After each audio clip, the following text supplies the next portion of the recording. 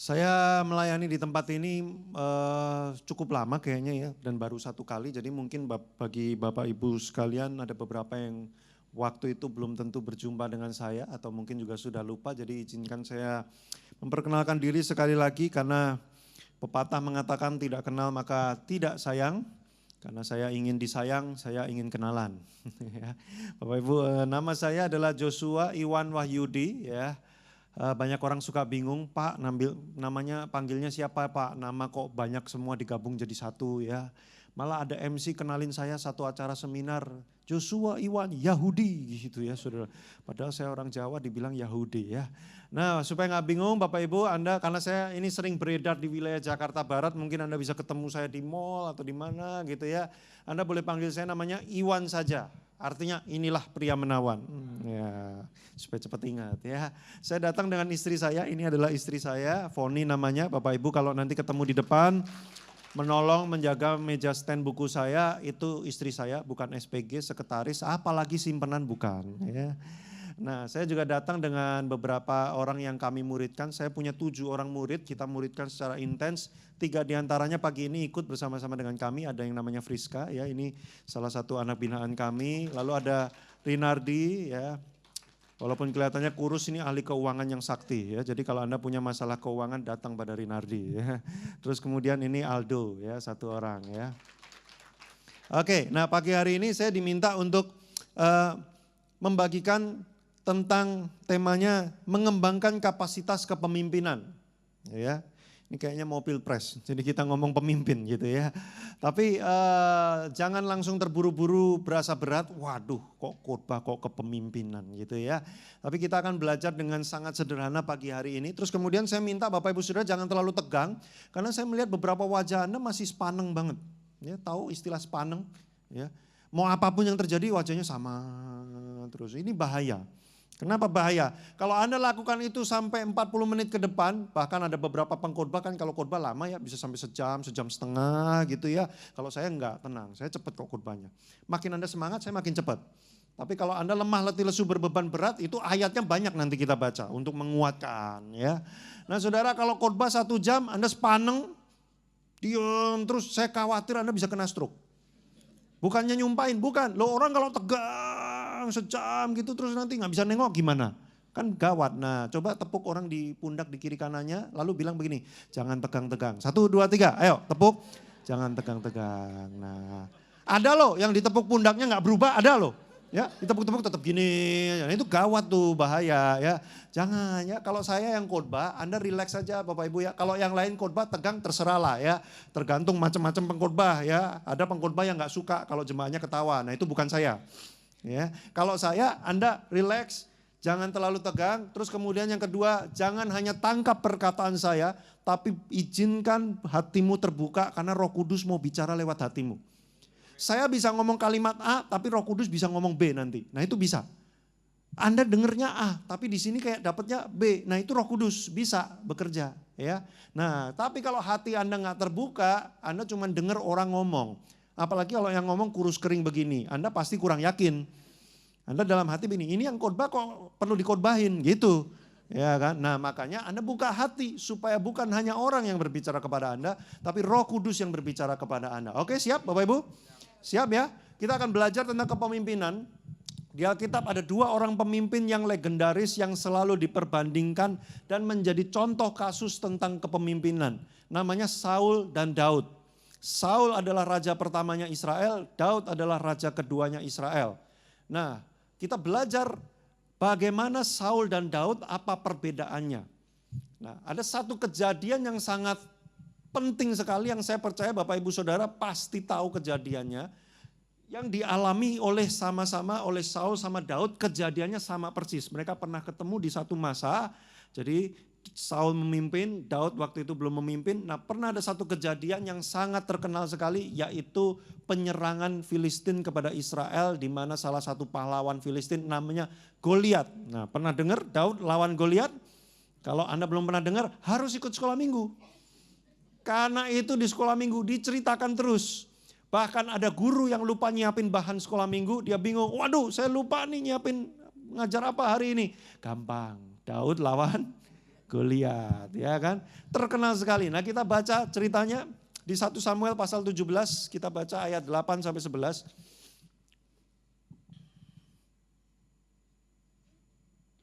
1 Samuel pasal 17 ayatnya mulai ke 8. Nah, jadi ceritanya ini Goliat, Filistin dan Israel sudah berhadapan-hadapan komplit. Semua pasukan sudah ngumpul berhadapan-hadapan, udah siap perang massal. Ya, wah, udah siap rame mau perang massal. Tapi kemudian ayat 8. Ia itu siapa? Goliat. Goliat berdiri dan berseru kepada barisan Israel, katanya kepada mereka, "Mengapa kamu keluar untuk mengatur barisan perangmu? Ngapain repot-repot rame-rame datang semua?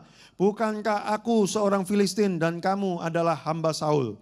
Pilihlah bagimu satu orang dan biarlah ia turun mendapatkan daku." Maksudnya gini, pilih satu orang untuk lawan aku. Ya, ini bahasanya terlalu romantis. Ini bahasa Korea. Ya. Turunlah mendapatkan daku. Ih, kayak mau pacaran aja. Ini mau perang ceritanya ya. Cari satu orang lawan aku. Ayat 9. Jika ia dapat berperang melawan aku dan mengalahkan aku, maka kami akan menjadi budakmu. Tetapi jika aku dapat mengungguli dia dan mengalahkannya, maka kamu Israel akan menjadi budak kami dan takluk kepada kami. Wih. Pula kata orang Filistin itu, Goliat, "Aku menantang hari ini barisan Israel, berikan kepadaku satu orang supaya kami berperang satu lawan satu." Wih, saudara, Goliat tingginya kurang lebih 3,2 sampai 3,5 meter. Plafon ini kurang lebih sekitar perkiraan saya 2,5 meter. Jadi kalau Anda lihat plafon ini masih tambah 1 meter lagi itu Goliat. Badannya besar, tombaknya saja beratnya belasan kilo, tombak. Ya. Belasan kilo. Jadi Anda bisa bayangkan bawa tombak itu kayak bawa galon aqua. Dan dia maininnya gampang banget. Coba Anda mainin galon aqua. Ya, Anda puter-puter, Anda bisa mencelat sendiri kan gitu kan. Ini sangat kuat sekali. Raksasa, saudara, berdiri, menantang, mengintimidasi. Nah, bangsa Israel tingginya itu rata-rata 170 cm, ada yang tingginya sampai 180 sampai 190 cm tapi jarang. Pada zaman itu yang paling tinggi badannya itu namanya Saul. Rajanya. Jadi bangsa Israel waktu itu yang paling tinggi siapa? Saul. Artinya apa? Secara postur Saul itu paling tongkrongannya paling oke untuk maju berperang. Jadi waktu Filistin nantang, ayo siapa satu lawan satu, Goliat tantang. Harusnya yang maju siapa? Saul. Tapi kita baca ayatnya, ayat 11. Nah ini dia. Ketika Saul dan segenap orang Israel mendengar perkataan orang Filistin itu, maka cemaslah hati mereka dan sangat ketakutan. Bapak Ibu Saudara, ini penting. Jadi begini, kualitas seorang pemimpin itu kelihatan waktu kapan? Bukan cuma seorang pemimpin sih, kualitas semua orang. Itu kelihatan waktu kapan? Waktu krisis terjadi. Makin besar krisisnya, makin menunjukkan siapa orang ini, kualitasnya seperti apa. Kita nggak bisa tahu kualitas orang kalau kondisinya lagi normal dan baik-baik aja. Coba lihat kiri kananmu, berkualitas semua kan? Nah, nggak kelihatan karena kita lagi baik-baik aja, normal. Coba kalau tiba-tiba ini gempa 10,6 Richter. Janganlah ya, andai. Wah itu kelihatan tuh kualitasnya, yang mentingin diri sendiri ya, yang gak peduli orang lain, ya berebut masuk pintu, ada orang tua tendang dulu gue, yang penting gue selamat dulu, itu kelihatan tuh kualitas. Krisis itu mengungkapkan siapa kita yang sesungguhnya. Jadi pemimpin itu ada dua macam Bapak Ibu Saudara ya, kalau kita pengen tahu kualitas seseorang, jadi gini loh, orang itu jadi pemimpin, ada dua macam. Yang satu karena dia diangkat jadi pemimpin, yang satu dia jadi pemimpin karena kualitas. Kalau orang dijadikan pemimpin karena cuma diangkat, belum tentu dia dianggap pemimpin sama orang lain. Makanya Anda pernah ketemu nggak orang merintah-merintah, ayo ya kita pergi ke sana, tapi nggak ada yang mau pergi. Nah, ya. Mungkin di kantor bosnya bilang, ayo kita rajin kerja ya, nggak ada yang mau rajin. Padahal bosnya pemimpin. Tapi di mata anak buahnya dia bukan pemimpin. Karena dia pemimpin cuma diangkat aja. Di rumah banyak. Pemimpin rumah tangga harusnya siapa? Suami, istri, anak, Pembantu? Tetangga? Ya tetangga, pemimpin rumah tangga. Ya. Dalam rumah tangga pemimpin harusnya siapa? Menurut Alkitab. Ayah atau suami, betul. Tapi yang banyak terjadi, siapa pemimpin rumah tangga? Nah, ya. Makanya lagu sekolah minggu ada tuh. Mama berkuasa. Mama berkuasa, bumi bersuka, bumi bersuka. Kan gitu. Kenapa? Habis apa-apa mama. Pak mau ikut retreat boleh nggak? Tanya mama. Pak ketua RT datang, suruh mama. Pak ada debt collector, apalagi itu suruh mama. Pak lampu mati, suruh mama benerin. Pak bocor gentengnya, suruh mama naik ke atas ya. Pak nggak ada duit, suruh mama cari duit ya kan. Apa-apa mama, mama, mama. Makanya lagunya mama berkuasa, bumi bersuka. Kan gitu saudara. Nah ini dia. Jadi orang diangkat jadi pemimpin belum tentu dia mimpin. Tapi pernah gak ketemu kalau lagi ngumpul gerombol-gerombol teman 10 orang ngobrol. Tiba-tiba ada satu orang ngomong begini. Bosen nih yuk kita ganti tempat, yuk kita ganti restoran. Semua langsung ikut, yuk ikut. Padahal dia gak diangkat jadi pemimpin. Kenapa semua orang ikut? Dia diam-diam mimpin. Kenapa? Karena pasti ada kualitas tertentu. Entah duitnya paling banyak, ya kita ikutlah karena dia yang bayarin. Nah, Pak kan ada kualitas tertentu yang membuat dia mimpin. Nangkep gak maksud saya? Jadi ada orang jadi pemimpin cuman karena diangkat, tapi ada orang jadi pemimpin karena kualitasnya lah yang membuat dia muncul ke permukaan sehingga orang ingin ikut dia. Nah, kualitas kelihatannya pada waktu kapan? Waktu ada krisis. Nah, Goliat datang itu krisis. Kualitas Saul kelihatan, ternyata dia apa? Dia ketakutan, dia sembunyi. Bapak Ibu. Nah yang paling problem adalah kalau kita tidak menyadari ketika masalah datang, sesungguhnya itu hanya mengungkapkan siapa kita di hadapan Tuhan. Saudaraku. Makanya ketika masalah datang, kadang-kadang begini. Masalah itu diizinkan Tuhan datang untuk menunjukkan seberapa jauh sih kualitas kita di hadapan Tuhan. Seberapa jauh sih kualitas iman kita itu sesungguhnya di hadapan Tuhan. Nah, hal yang paling penting lagi yang saya akan bahas siang hari ini adalah begini.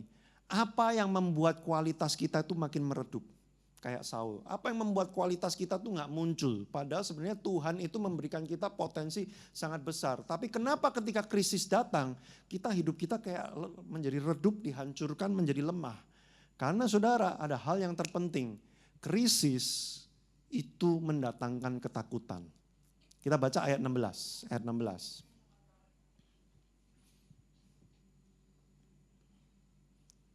Oke.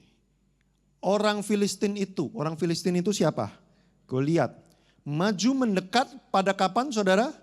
Pada pagi hari dan petang hari. Kayak minum obat saudara, sehari 2 kali. Pagi dia masuk, dia datang, "Woi, mana yang lawan saya? Ayo." Ya, pada takut semua ini. Sore hari, sore itu artinya apa? Mengakhiri hari. Jadi pagi itu apa? Membuka hari. Sore itu apa? Menutup hari. Dia datang lagi. Mana? Cemen ini Israel, katanya Tuhannya berkuasa.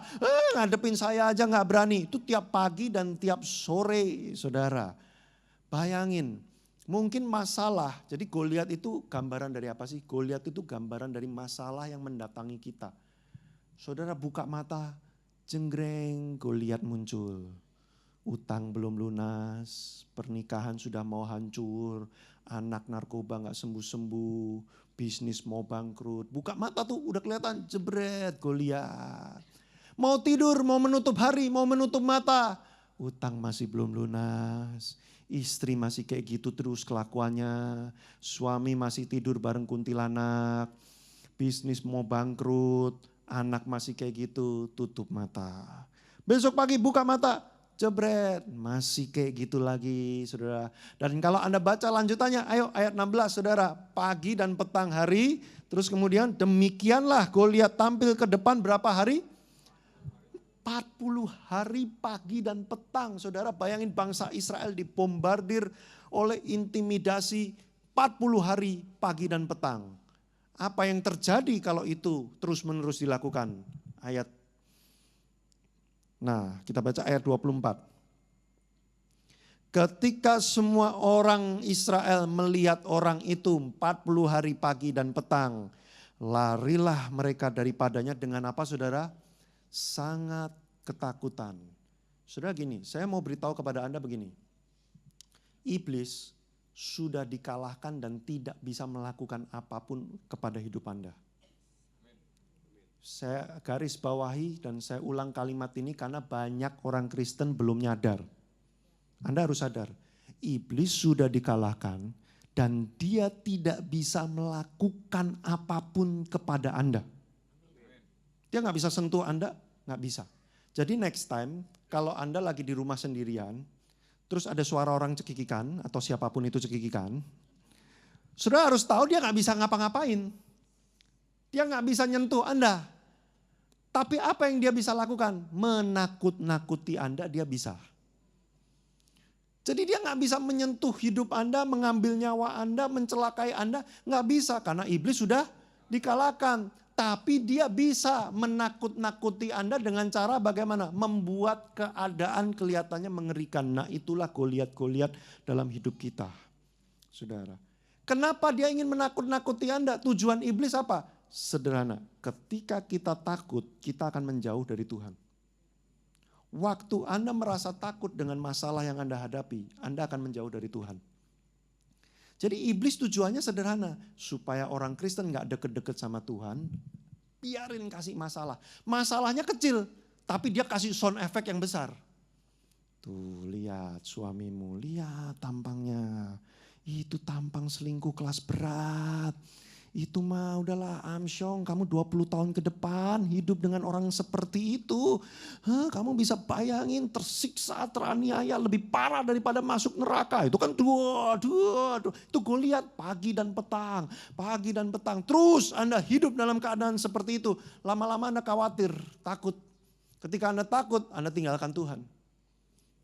Ciri-ciri orang yang tinggalkan Tuhan apa? Mengandalkan kekuatan diri sendiri. Dia mulai cari cara, gimana nih cara beresinnya, gimana nih. Kedua, mulai mengandalkan manusia lain. Siapa yang bisa beresin? Ada orang pinter, gua pelet aja kali ya. Ya, gua dukunin aja nih orang nih. Atau gimana ya, cari orang pinter, cari pengacara, cari konsultan bisnis, cari apa segala. Sudah boleh, bukan tidak boleh lakukan itu. Anda sakit ke dokter tentu harus.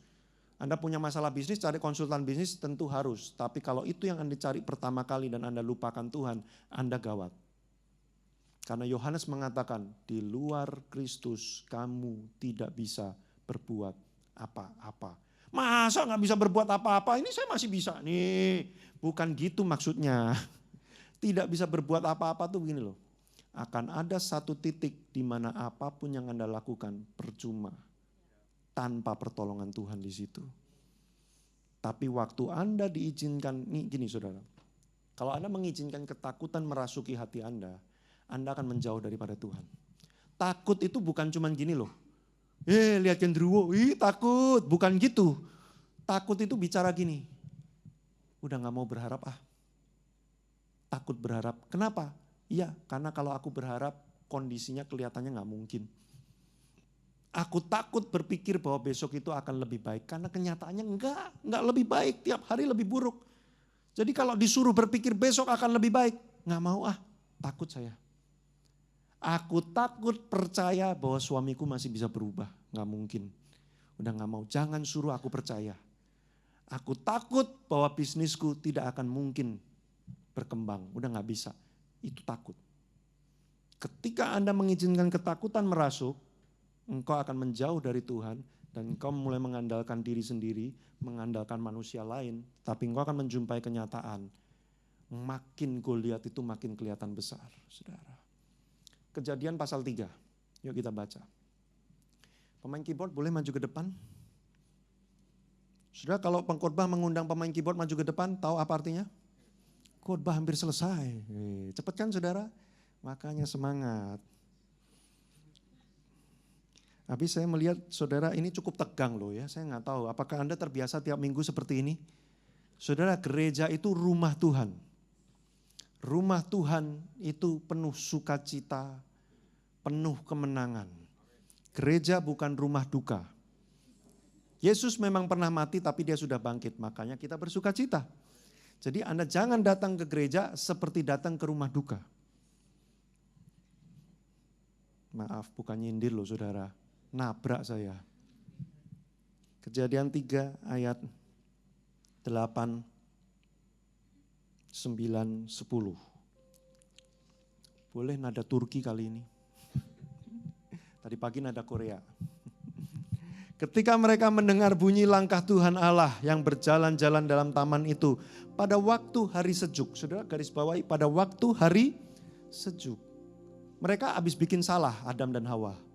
Tapi Tuhan memilih datang pada saat hari sejuk. Kenapa sih? Kan kalau hari sejuk perasaan kita lebih enak ya. Lagi asik untuk ngobrol. Tuhan gak datang waktu hari kemarau, enggak. Waktu hari sejuk dia pilih waktu yang paling enak. Tapi yang dilakukan Adam dan Hawa apa? Bersembunyilah manusia dan istrinya itu terhadap Tuhan Allah di antara pohon-pohonan dalam taman. Ini mirip kayak anak kecil habis mecahin vas kita. Terus sembunyi di balik tanaman palsu yang kita pajang di rumah kita. Seolah-olah kayak kita gak bisa lihat dia lagi ada di mana. Tapi itu dilakukan. Nah kemudian ayat 9. Tetapi Tuhan Allah memanggil manusia itu dan berfirman kepadanya. Adam dan Hawa, di manakah engkau? Adam menjawab, ketika aku mendengar bahwa engkau di dalam taman ini, garis bawahi, aku menjadi takut karena aku telanjang. Stop. Saudara, apa yang membuat Adam dan Hawa takut? Karena dia telanjang. Saudara, tugas iblis, dia gak bisa ngapa-ngapain saudara. Tapi dia bisa menelanjangi saudara dengan cara gimana? Mengungkapkan semua kesalahan dan kegagalanmu. Lihat, pernikahanmu lihat.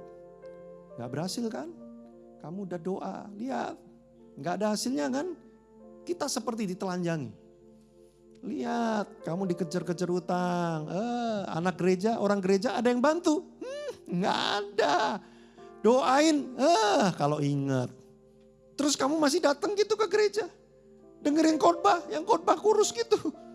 Masih mau kamu dengerin. Hamsyong hidupmu. Itu iblis. Dia akan pakai sound effect sebesar mungkin untuk membuat engkau seolah-olah telanjang. Sampai kita merasa takut. Dan waktu kita takut apa yang kita lakukan? Kita bersembunyi, kita menjauh dari Tuhan. Yang kedua, Matius pasal 14.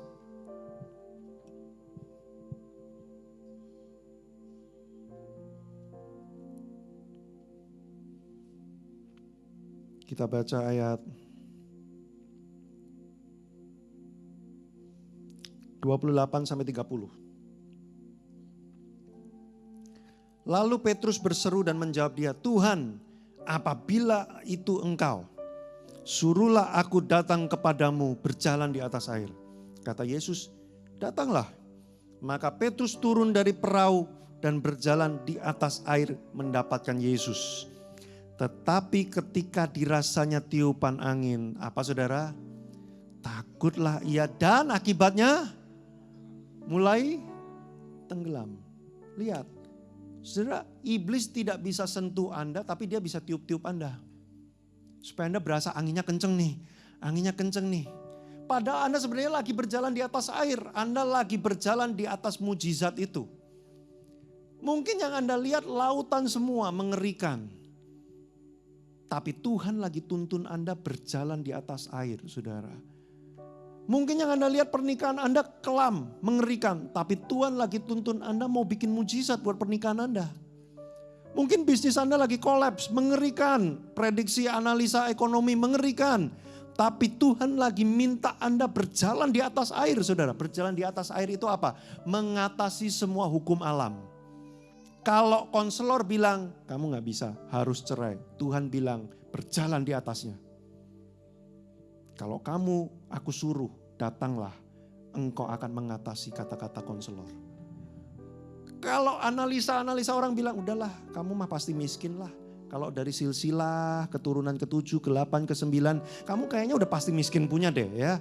Terus lihat tampangmu, garis tangan, garis jidat, ya pokoknya lu pasti miskin lah, sial lah hidupmu. Maka Tuhan bilang berjalan di atas air. Mengatasi hukum alam. Saudara, Tuhan lagi mau ajar kita kayak gitu. Tapi iblis gak rela, dia tiup-tiup. Kan dia udah diinjek kepalanya, jadi cuma tinggal bibirnya, niup-niup aja dia. Terus kita berasa, ngeri nih. Maka kita mulai balik lagi ke hukum alam, tenggelam. Saudara,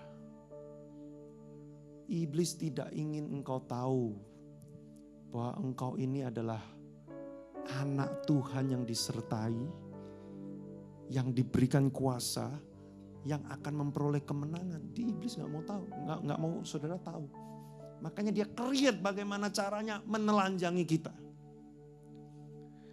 Terakhir, Daud. Kan kita tadi udah belajar Saul, kualitasnya apa? Waktu krisis muncul, Saul sembunyi, ketakutan, dia gak berani hadapin Goliat. Padahal kalau saudara baca Saul itu siapa? Raja. Konon katanya roh Tuhan tinggal di dalam dia. Tapi dia gak nyadar. Nih saudara, saya gimana ngomongnya ya, gregetan saya. Gini, waktu saudara tidak sadar bahwa roh Tuhan tinggal di dalam dirimu, engkau kehilangan kuasa. Engkau jadi bulan-bulanannya iblis. Engkau dipermainkan ke kiri ke kanan. Karena engkau gak sadar siapa yang ada di dalam dirimu. Tapi waktu engkau sadar, Tuhan bukan di atas sono, di surga, duduk-duduk. Tuhan di sini. Di sini. Kalau saudara pindah ke sini, Tuhan ikut di sini. Saudara di sini, Tuhan ikut di sini. It means kalau saudara berada di lembah kekelaman, Tuhan di mana? Dia di situ juga. Saudara pernah masuk rumah hantu gak? Pernah masuk rumah hantu? Yang belum tolong kapan-kapan masuk coba, tapi sendirian.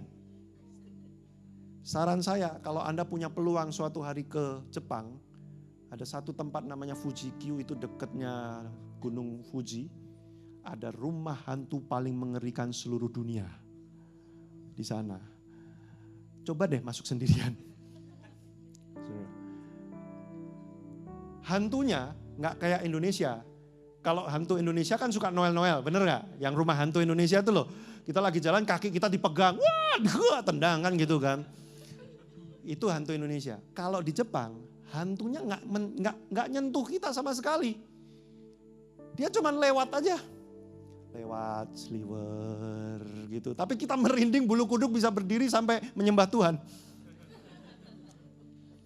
Dan mereka nggak ngagetin muncul tiba-tiba di depan. Bah, enggak, model mereka nggak ngagetinnya nggak gitu. Mereka jauh-jauh hari udah kelihatan, kita udah bisa lihat. Ada putih-putih di situ, tapi kita nggak berani maju. Terlalu mengerikan. Jadi mereka tuh menciptakan suasana, sound effect, pokoknya tuh ngeri banget. Padahal mereka nggak ngapa-ngapain, diam aja. Dan karena kita takut, apa yang kita lakukan? Kita nggak berani maju. Aneh loh, masuk rumah hantu tuh aneh. Anda tahu kalau hantu itu nggak akan ngapa-ngapain, tapi tetap Anda nggak berani maju. Anda tahu kalau Anda maju, mereka juga nggak akan ngapa-ngapain. Wong Anda bayar masuk ke situ. Kalau mereka ngapa-ngapain kan kita tuntut gitu kan. Tapi somehow Anda gak maju. Itu takut namanya. Anda tahu iblis gak bisa ngapa-ngapain Anda. Tapi Anda gak berani maju. Karena ketakutan menguasai saudara. Tapi beda ceritanya. Kalau Anda masuk rumah hantu itu. Sama orang yang gagah perkasa yang gak punya rasa takut sama sekali. Wih, ini orang udah terkenal nih. Mau hantu muncul di depan dia digampar hantunya. Hantu yang takut sama dia. Sampai kalau dia masuk rumah hantu itu, semua hantu gak berani keluar. Jadi itu rumah hantu kosong aja udah. Dan saudara masuk sama orang ini. Saudara tahu gak apa yang terjadi? Saudara akan pegang orang ini, suruh dia maju ke depan, dan saudara akan merasa tenang, benar gak? Mungkin hawanya masih ngeri nih, ngeri ya, ada suara au gitu kan, ngeri. Tapi ada dia, tenang aja, hantu takut sama dia. Saudara akan jalan. Itu Mazmur 23. Tuhan adalah gembalaku, tak akan kekurangan aku. Ia menuntun aku kepada padang yang berumput hijau dan air yang tenang. Sekalipun aku berjalan dalam rumah hantu, lembah kekelaman, aku tidak akan gentar. Kenapa? Bukan karena aku pintar, bukan karena uangku banyak, bukan karena aku jago dan perkasa, bukan. Tapi karena Dia. beserta dengan aku. Dia menyediakan hidangan di hadapan lawan-lawanku. Artinya apa saudara? Artinya gini loh. Goliat teriak-teriak. Hoi, hoi. Yesus bilang begini, duduk. Lu pengen makan apa? Steak Tuhan. Gua kasih lu Wagyu grade A5 plus. Goliatnya teriak-teriak. Saudara makan Wagyu. Apa lu? Lu ngapain sih? Saudara, itu orang Kristen. Kayak gitu. Goliatnya hilang gak? Enggak. Ah ya, anak Allah. Betul. Goliatnya hilang gak? Enggak. Tapi saudara, kita punya keberanian untuk menghadapi. Nanti waktu saudara menyadari siapa yang ada di dalam diri kita, saudara akan seperti Daud. Ketika Goliat muncul, Saul lari bersembunyi. Tapi waktu Daud datang, Goliat muncul. Dia menyongsong Goliat. Dia berlari sambil berkata, aku mendatangi engkau dengan nama Tuhan Allahku yang menyerahkan engkau ke dalam tanganku. Menyongsong saudara. Kok Daud berani menyongsong? Saudara, Daud tingginya berapa sih? Sekitar 160 cm dan kemerah-merahan. Bukan karena habis ditamparin orang, bukan. Karena memang dia masih imut saudara. Masih ABG. Tapi dia menyongsong karena dia tahu ini cuma bikin-bikinan. Kamu kalau tahu Tuhanku siapa, kamu lihat Goliat kecil, itu Daud. Penutup. Mazmur 34. Ayat 1 sampai 2.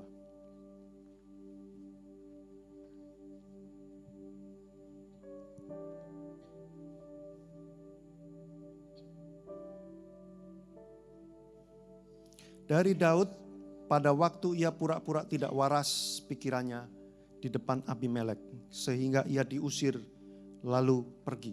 Saya ceritakan dulu backgroundnya saudara. Ini waktu krisis yang paling parah yang Daud pernah alami. Saudara, yang namanya krisis itu gak pakai permisi. Gak ada krisis itu ketuk pintu. Siap-siap ya, 1 bulan lagi kamu ada masalah keuangan. Nabung dulu yang banyak ya, nanti sebulan lagi aku datang. Itu bukan krisis, itu temen.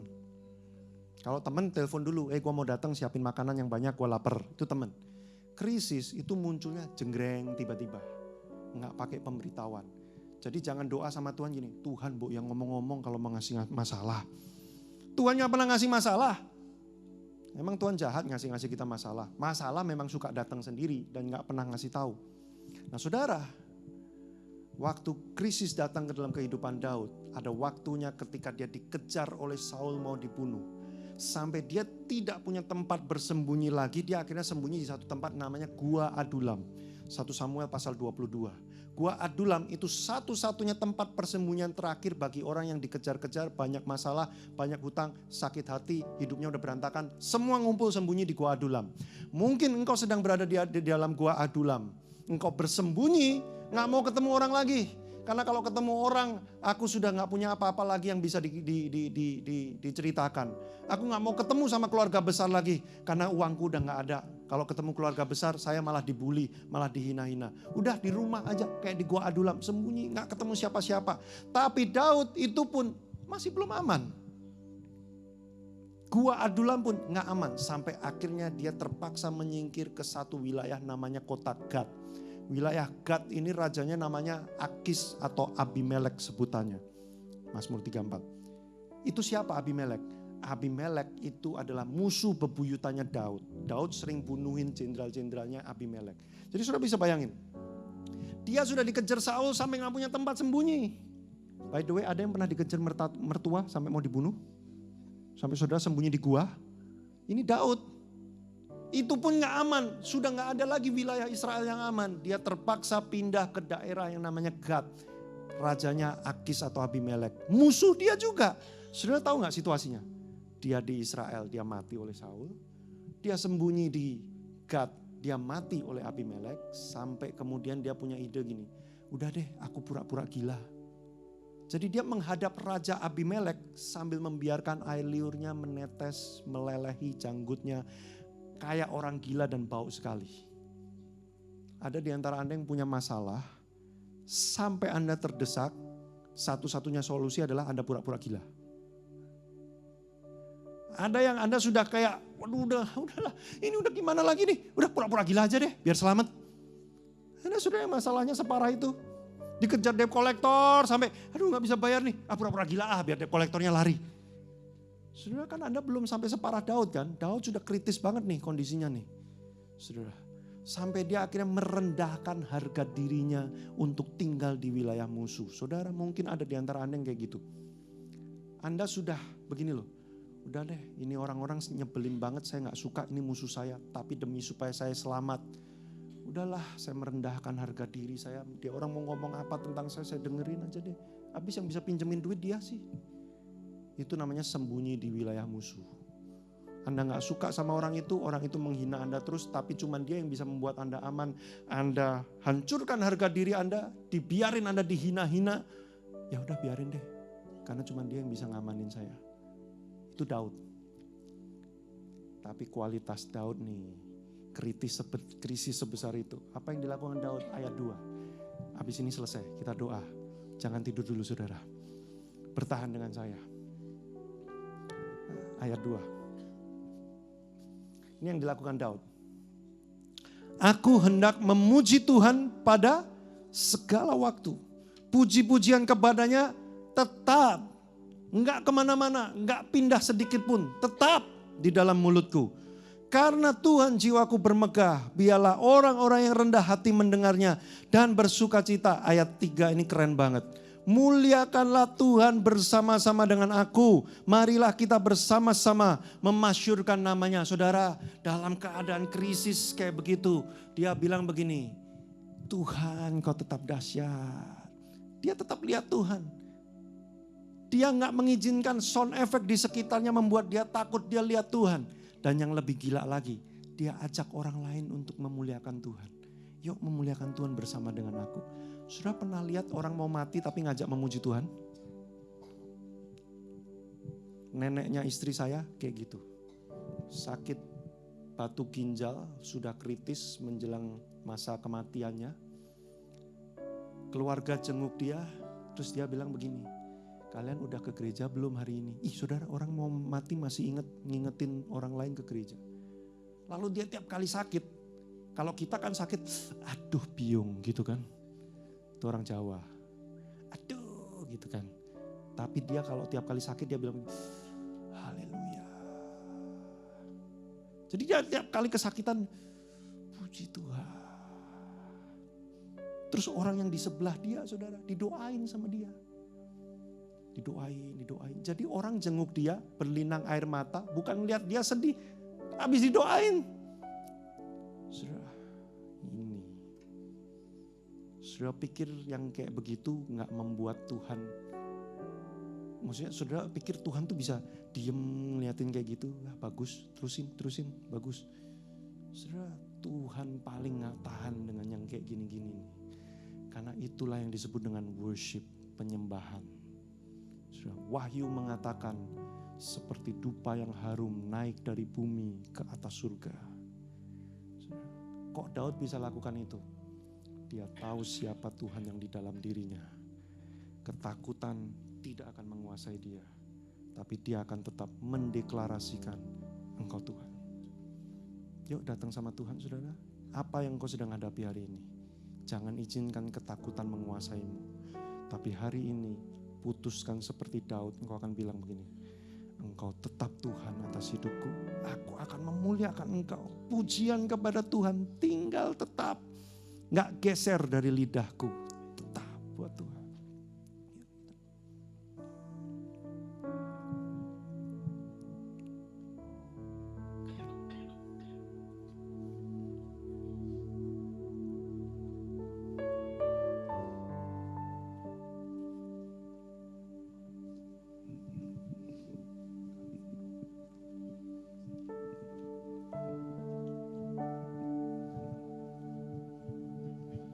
Saudara, waktu lagu ini dinyanyikan nanti, jangan langsung buru-buru ikut nyanyi. Tapi saudara simak kata-katanya, resapi, renungkan. Lalu kalau hati saudara sudah mulai bilang begini, benar, itu benar, aku menyetujuinya. Nah, saudara baru ikut nyanyi. Oke? Jadi itu namanya menyanyi dengan pemahaman, bukan menyanyi karena latah. Oke?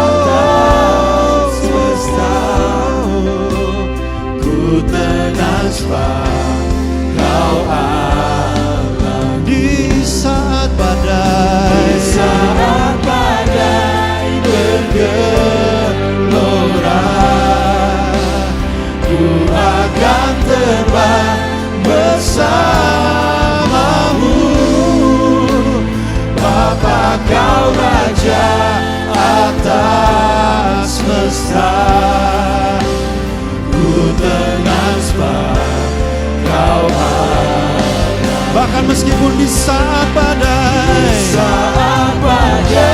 bergelora, ku akan terbang bersamamu. Bapa kau Raja atas, katakan ku tenang sebab kau ada. Sekali lagi, di saat badai bergelora, ku akan terbang bersamamu. Bapa kau Raja atas semesta, ku tenang sebab kau Allahku. Ku tenang sebab kau Allahku. Ku tenang sebab kau Allahku.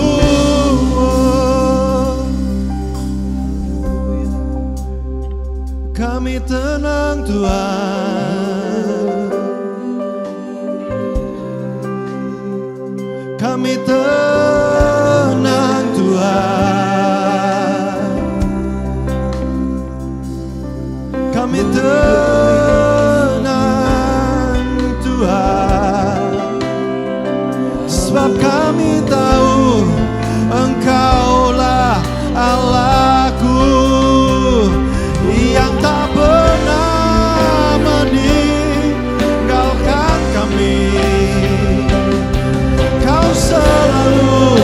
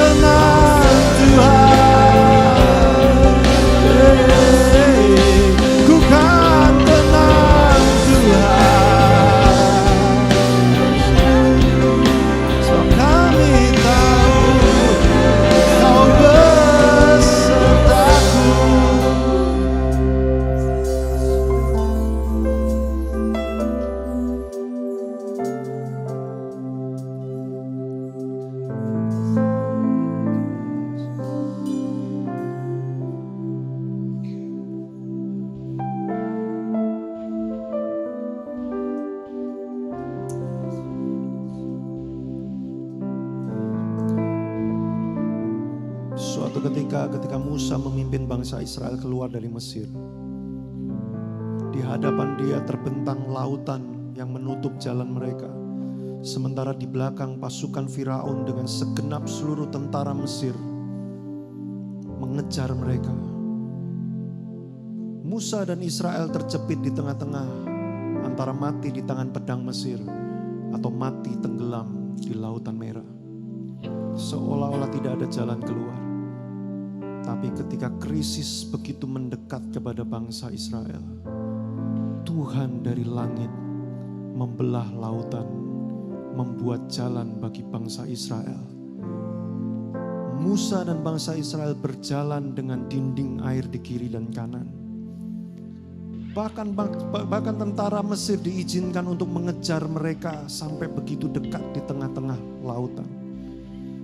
Tapi ketika bangsa Israel naik ke permukaan, Tuhan membuat laut menjadi terkumpul kembali dan bangsa Mesir ditenggelamkannya di hadapan mata Israel. Tuhanmu bukan Tuhan yang duduk di atas tahta dan berdiam diri.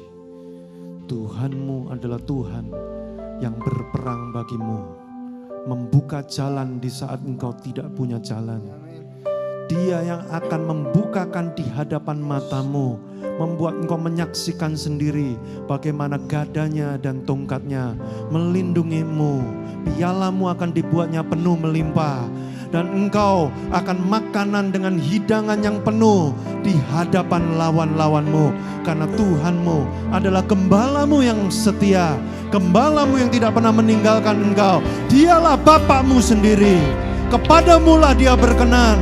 Dia mengasihi engkau sepenuhnya. Dia tidak akan meninggalkan engkau. Mulai sampai saat ini, bahkan sampai selama-lamanya. Dari kekal sampai kekal, tidak satu titik pun Dia akan meninggalkanmu. Jangan takut, jangan izinkan kekhawatiran dan ketakutan menguasaimu. Tapi biarlah pagi hari ini pengharapan dan iman muncul kembali. Kekuatan dibangkitkan kembali. Tuhan, hamba-Mu berdoa supaya ada pengalaman yang nyata bersama dengan Tuhan. Kami tidak ingin cuma mendengar cerita, kami tidak ingin cuma mendengar informasi, kami tidak mau cuma sekedar baca dari Alkitab. Kami ingin melihat, menyaksikan, mengalami sendiri bagaimana Engkau Tuhan yang hidup membela hidup kami. Tuhan, izinkan kami ada di sana. Izinkan kami berjumpa dengan Tuhan. Siapapun pagi hari ini yang hatinya terbuka dan menerima perkataan Tuhan serta menangkapnya dalam hati, dimateraikan oleh kuasa Roh Kudus, firman ini menjadi kekuatan yang akan terus menguatkan hati mereka, membangkitkan iman mereka, menghasilkan buah iman yang berlipat-lipat. Dalam nama Yesus Kristus, termaterai oleh kuasa-Mu Tuhan. Segala pujian dan kemuliaan bagi nama-Mu. Haleluya. Amin. Tuhan Yesus memberkati saudara.